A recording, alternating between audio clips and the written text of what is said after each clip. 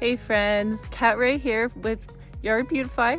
I am so excited for this video because I'm going to be showing you a blade edger and the two ways that you can use this.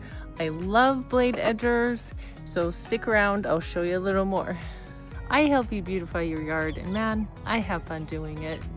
A blade edger is great on lawn and garden beds to just get that nice clean cut.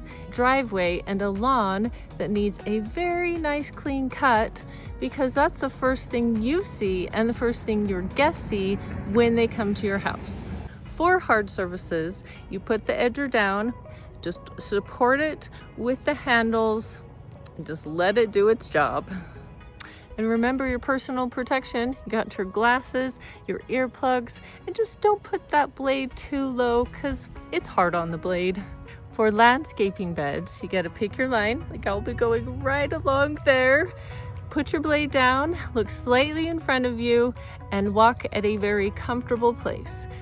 A blade edger is a great way to get that clean cut along your lawn and your garden bed, and it is a wonderful way to add some curb appeal to any landscape. So remember, work hard, play hard, have a wonderful day. We'll see you on the next project.